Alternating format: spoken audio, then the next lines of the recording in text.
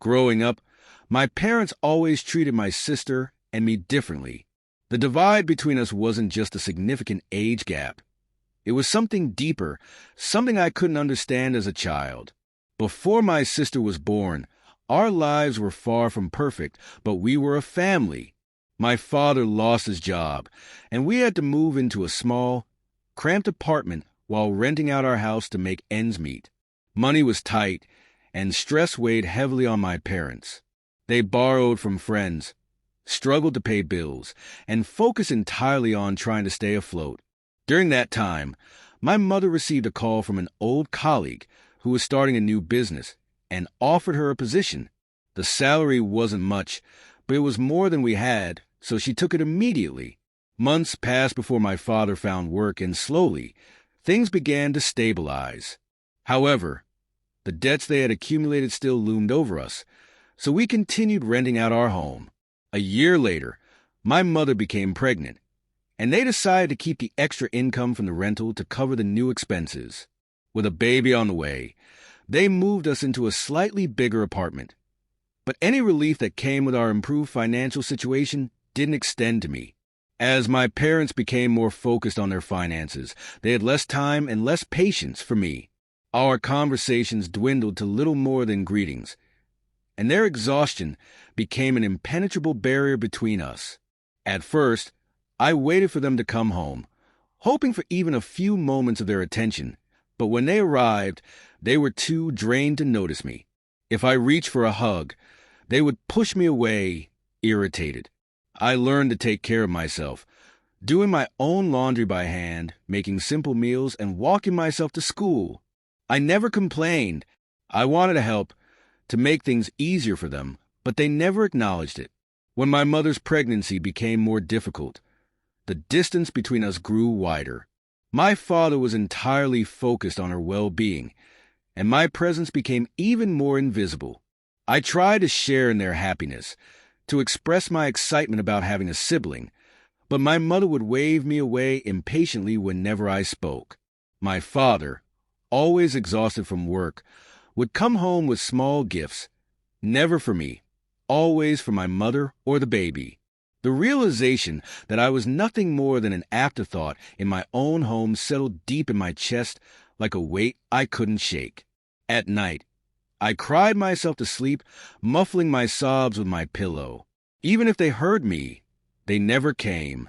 Instead, they would close their bedroom door, shutting me out completely. 3 months after my father lost his job, they transferred me to a public school. I had once hoped they would re-enroll me in my old school, where my friends were, where I wasn't so alone. But with the baby on the way, I knew they never would. At my new school, I was just as lonely as I was at home. No one spoke to me. No one cared. I longed for connection, for someone to see me, but there was no one. When my mother went into labor, my father rushed her to the hospital, leaving me alone at home for days. I didn't complain. I just wanted her to be safe, for my sister to arrive healthy. When they finally returned, my mother held my sister close, cradling her as if she were the most precious thing in the world. I asked if I could see her, my heart swelling with hope, but the moment I stepped into their room, my mother scowled at me. She was breastfeeding and snapped at me to get out. My father said nothing. As the days passed, I barely got to see my sister. My mother guarded her fiercely, and though my father tried a few times to let me near her, my mother always shut him down. It was as if she despised me, and I didn't know why. I watched as they showered my sister with love, the kind of love I had once craved but never received. Months later, my parents decided it was time to move back into our house. I dared to hope that maybe, just maybe, things would go back to how they used to be. But the change in location did nothing to mend the rift between us. If anything, their treatment of me grew worse. One night, overwhelmed by everything I had bottled up inside, I broke down crying in front of them. My sobs startled my sister awake, and her cries filled the house. Instead of comfort, I was met with fury. My father, enraged, dragged me to my room and locked the door, demanding that I shut up. I curled into myself and cried until exhaustion took over. Their house was small, with only 2 bedrooms. There was no space for me. Instead, they moved me into the attic, a dark, cold, and miserable space filled with dust and cobwebs. They didn't even clean it out before sending me up there. That was my job. There was no wiring, no light, just an overwhelming sense of abandonment. I hated it. The silence was suffocating, the darkness endless. Every night, after they had gone to bed, I would sneak downstairs and sleep on the couch. They caught me a few times, but as long as I stayed out of their way, they didn't care. Years passed, and I learned to live without their love. I built my own life, found my own way, and then, 8 years later, everything came full circle. My sister, who had always been the center of their world, was given a lavish wedding, funded entirely by my parents. They spared no expense, celebrating her union with grandeur, while my own wedding, years prior, had been ignored. I had married quietly, with no support, no congratulations. But I didn't dwell on it. I had long since accepted my place in their lives. Then life turned on them. My parents, who had once prided themselves on their financial stability, lost their home. And suddenly, the daughter they had neglected for years became their last resort. They came to me, expecting help, expecting me to pay them back. For what, exactly? The years of neglect? The nights spent alone in an attic? The love I never received? I looked at them, the parents who had turned their backs on me, who had only ever seen me when they needed something, and I made my choice. As I grew older, I found a way to support myself without my parents knowing. My first paycheck felt like a small triumph, a glimmer of hope that maybe, just maybe, I could earn their approval. I had the fleeting thought of buying them something, a token to bridge the distance between us, but I quickly reminded myself not to be so naive. In the end, I didn't spend the money on them nor on myself. I simply saved it, knowing I would need it more than they ever would. When the time came for university, reality struck harder than I had expected. My small savings weren't enough to cover tuition, living expenses, and food. I tried bringing up the topic with my parents, but they dismissed me without hesitation. Their lack of interest hurt more than their refusal. It wasn't just that they didn't have the money. It was a shock in their expressions, as if the thought of me furthering my education had never even crossed their minds. All their focus had always been on my sister. I couldn't blame her for that. Even as a child, she had never been unkind to me. But we never truly bonded either. It wasn't her fault. Our parents made sure of that. If she tried to spend time with me, or if I reached out to her, it always turned into unnecessary drama. I learned to keep my distance. It was better that way. The only way I could go to university was if I secured a full scholarship. I had always been a smart student, and I clung to the hope that my academic achievements would be enough. I didn't own a laptop, so I started visiting my neighbor, a kind man who had recently moved in with his daughter. She was a year younger than me, and though we weren't particularly close, he allowed me to use his laptop to apply for scholarships. After countless applications, I finally got accepted into a good university. The only problem was that I hadn't secured a full scholarship. Tuition was covered, but I had to fend for myself when it came to living expenses. The university was 2 states away, but I refused to let that stop me. I reached out to a small cafe near campus and managed to secure a part-time job before I even arrived. The owner, an older woman, was kind and understanding. Once I got there, I faced a harsh reality. I had nowhere to stay. Rent was too expensive, and every place required a down payment that I couldn't afford. Desperate, I turned to the cafe owner, explaining my situation and asking if I could crash there while I figured something out. She must have seen something in me that moved her, because she offered me a small room upstairs where she lived. She deducted a portion of my paycheck for rent, but I didn't care. I was just grateful I had a roof over my head. The cafe became more than just a workplace. It became my refuge. I took on extra jobs whenever I could, barely giving myself time to rest. The old woman, who I eventually started calling Auntie, worried about me. It was an unfamiliar feeling, having someone look at me with concern, and I didn't know how to process it at first. Slowly, I began to settle into a routine, juggling my studies with work. Years passed and I graduated. Through pre-placement interviews, I managed to land a job before I even left university. That was the first time I allowed myself to buy something nice, an outfit for my interview. My usual worn-out hoodie wouldn't do. When I received my offer letter, the first person I told wasn't my parents. It was my auntie. She had been my support system when I had no one else, and I would always be grateful to her. She was overjoyed, hugging and kissing me, telling me how proud she was. That night, for the first time in years, I cried, not out of sadness, but because I had finally felt loved. Moving closer to my new job meant I had to leave the cafe behind, but Annie insisted on helping me find a place. Even after I settled in, I made it a point to visit her at least once or twice a month. She had become my family, the one person who had been there when I needed someone the most. For a while, I tried to stay in touch with my parents. I called, left messages, but they never answered. My sister picked up a few times, but our conversations were always awkward. Eventually, I stopped trying. At work, I made friends, something that had never come easily to me. They were persistent, constantly pulling me into their plans, inviting me out. Most times I declined, but every now and then they managed to convince me. A year into my job, the company gave out free tickets for a vacation, allowing employees to bring one guest. Without hesitation, I knew who I wanted to take. I called Andy, excitedly telling her about the trip and insisting she come with me.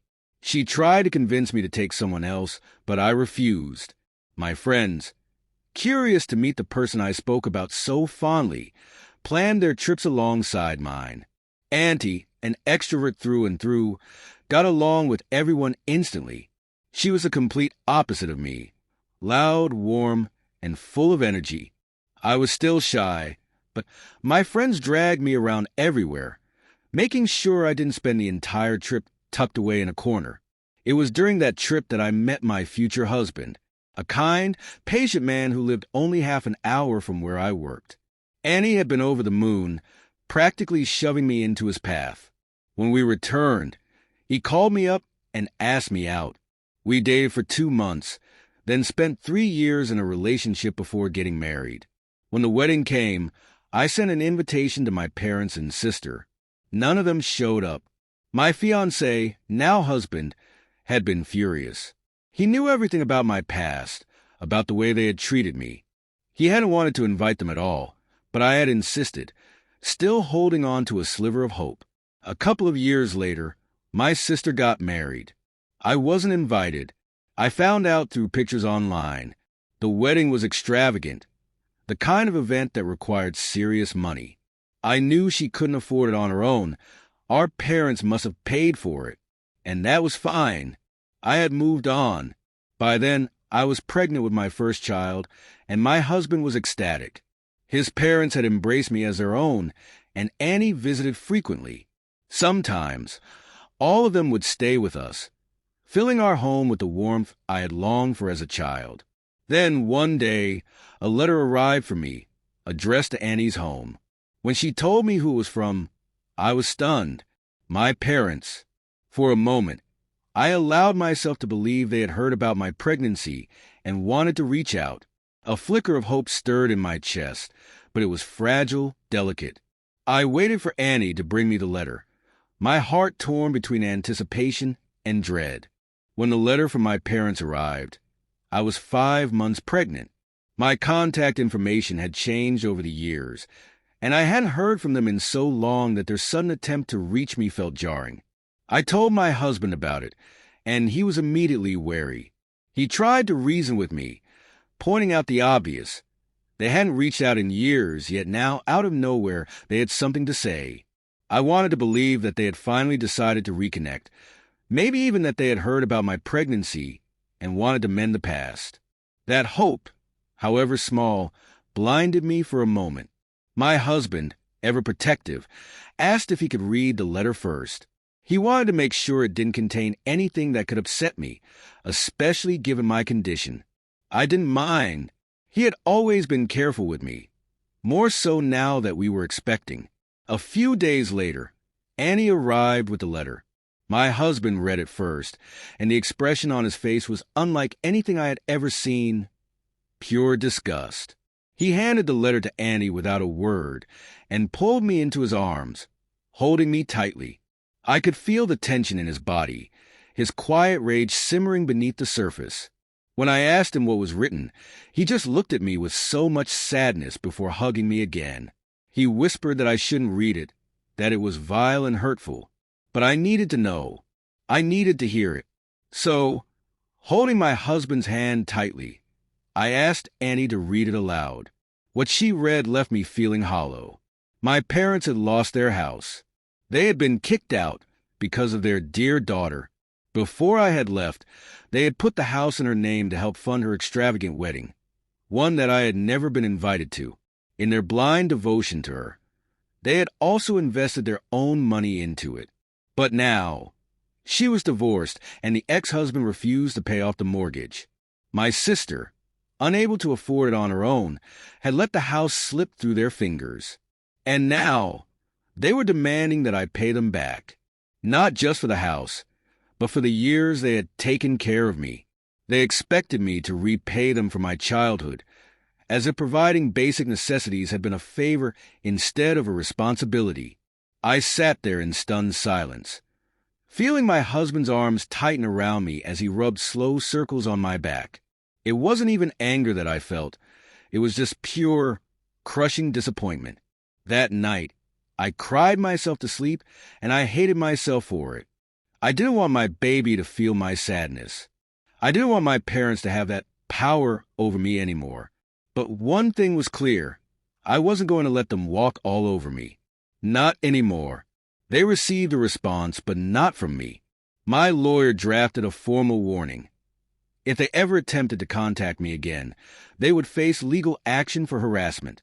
Along with that, another letter was attached, one detailing their years of neglect. I made sure they understood the truth. I owed them nothing, not for the scraps of food I barely ate, not for the hand-me-down clothes that never truly belonged to me, and certainly not for a home where I was treated as an afterthought. Everything I had earned. Every step I had taken, from putting myself through university to finding work to building the life I had now, was my own doing.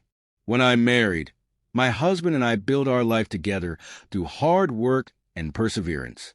But before that, I had been alone. They had never supported me, financially or emotionally. If they were looking for repayment, they should have turned to the daughter they had chosen, the one they had sacrificed everything for, because the hole they were in was the one they had dug themselves. 2 months later, as I neared my due date, my parents remained silent. From what I heard, my sister had given the house back to the bank. Whether they still owed money, I didn't know, and I didn't care. They were back to where they started, and I was exactly where I was meant to be, surrounded by love, ready to welcome my child into a life filled with warmth and happiness.